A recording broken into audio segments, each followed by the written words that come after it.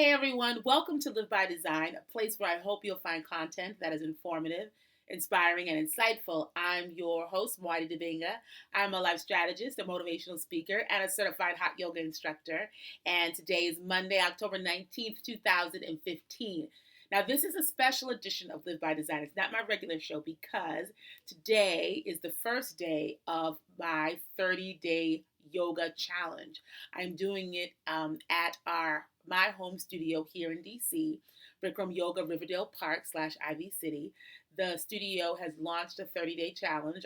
It's something that oftentimes studios do, particularly around this time of year as we're heading for the holidays. And I decided to sign up. I've done challenges before. I've done a 30-day challenge, I've done a 60-day challenge, and I've done a 90-day challenge. So I thought it would be helpful for those of you who are at Bikram Yoga Riverdale Park, Ivy City, who are going on this challenge, to supply you or support you by giving you some tips, some tools, and some suggestions that have helped me in the past with my challenges. But also, I thought that it would be helpful for anybody that's trying to achieve a goal. Some of the things we're going to talk about can be helpful for you, even if you're not trying to do a yoga challenge. Maybe you're trying to bring about a shift or develop another habit someplace else in your life. So you might find these useful. Over the next 30 days, I will be making short little motivational videos to encourage people, but this is the official launch.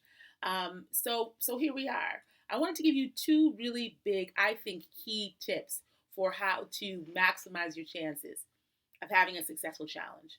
And that first one is to be really clear about your goals and your intention. What are your goals for the challenge? What is the reason that you are doing this in the first place? I call this getting rooted in your why. Why are you doing this?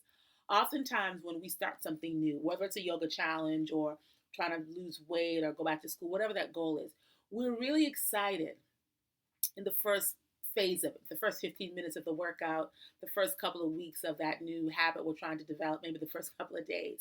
And then what happens is, as time passes, we become frustrated. We don't see the results we want to see. Life starts to get in the way, and our enthusiasm starts to wane.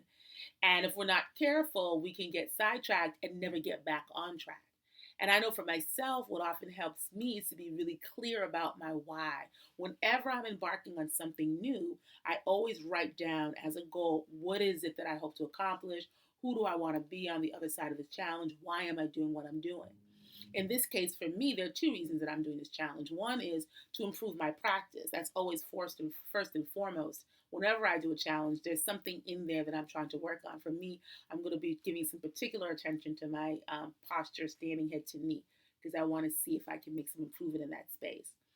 The second reason I'm doing this challenge is as a fundraiser for Origination Cultural Arts Center. It's a youth program that is based in Boston, that was founded by my sister and is run by my sisters. That was founded about 21 years ago, that provides arts programming to young people in the city of Boston and throughout the country and abroad. And I am doing a fundraiser in hopes of raising at least $1,000 to support their summer intensive program.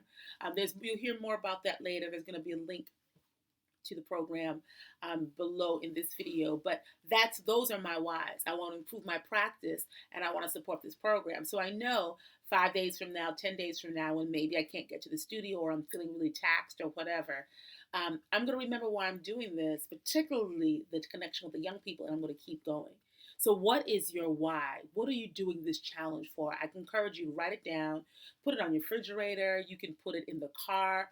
Anywhere you need to see, you can do it. Anywhere you can post it, where you can actually see it to remind yourself, this is why I'm doing this. This is why I have committed to this goal and I'm not going to back down. So that's the first major tip. I think that's the most important thing. Anytime you're trying to bring about a change, be clear about, be rooted in your why. Why are you doing it? And when you feel your determination start to get a little shaky, or when you feel the desire start to get a little less strong, reconnect with your why. The second tip that I want to offer you today on how you can maximize your chances of success is to be prepared. You have to be prepared.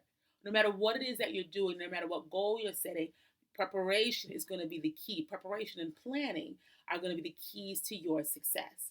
When it comes to the hot yoga or yoga class in particular, For me, there are few things that can throw me off my game. One of those things, however, is coming to the studio and not having my clothes, or not having all my clothes, or not having the right clothes to take class. And it's happened to me before. You get all the way over there, you get your mat, you get all set up, you go into the dressing room, and bam, you don't have your shorts, or you don't have your top, or you don't have your change of garment for afterwards. Whatever that thing is, you're just like, dang, and it can really mess you up. And I have let that stop me from time to time. Sometimes I've had to take hot yoga in sweatpants because I forgot my regular yoga pants. So, and it only took me one time to learn that lesson. Prepare in advance.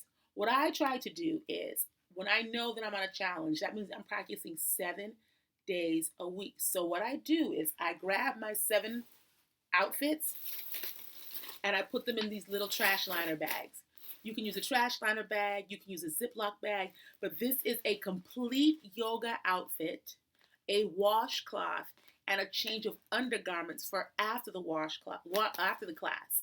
So what I do is I pack these things, 7 of them, because I'm in DC. These 7 things are going to go in the car. And I don't have to worry thereafter about whether or not I have my clothes. And if you're on the train, they can go by the door. But picking up this one bag that I pack, it'll take me maybe 30 minutes at the most to get everything together, to get everything in this bag. And then I have it. I don't have to worry about it. And I don't have to worry about getting to the studio and not having my clothes. Not only that, after class is done, all the wet clothes and the washcloth, all the dirty stuff goes in here. I reseal it nice and tight. I drop it in the laundry bag when I get home, and I don't open it again until I'm about to do laundry. I don't do laundry every day. I barely like to do it once a week. So keeping the clothes sealed in here for no more than a week, don't get crazy with it, right? But keeping it in here for a week until laundry time comes, it goes from here into the laundry bag, and I don't open it again until I'm standing in front of the washing machine. That allows me to make sure that all my clothes, that I don't lose anything. I already know that I'm prepared when I get to class.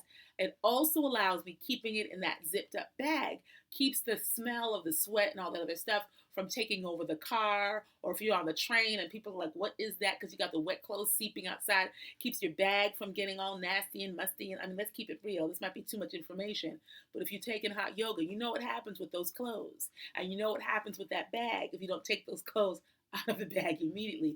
So packing them all up in advance, keeping them in a plastic bag, putting all the wet clothes back in that plastic bag, and then dumping that bag in the laundry bag until laundry time. It's efficient, and it's also just more sanitary because it keeps everything nice and fresh. And if you don't like the trash liners, you can use a Ziploc bag, those gallon Ziploc bags that actually reseal and zip and are easily recyclable. Whatever your system is, pack your clothes in advance and pack them in such a way so that after class you can repack them, keep the clothes nice and tight and secure until it's laundry time. Okay, so those are the 2 tips for today. One is to be clear about your goals, get rooted in your why. The second one is to prepare your clothes in advance so you don't get caught off guard and get to class and have nothing to practice in. That's it. So over the next 30 days, you'll see some little clips from me here and there, but I really want to be in this with you. We got 30 days together, and it's going to be a lot of fun. For the rest of you who are not doing the challenge, hopefully some of these tips can apply to you. You can use them in pursuit of your other goals, but I do have some new stuff coming for my regular programming in the next couple of days. So stay tuned for that.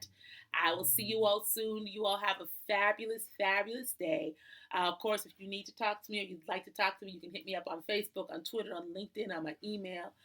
In the meantime, take care of yourself and take care of those that you love. Have a fabulous day, and I'll see you soon. Bye.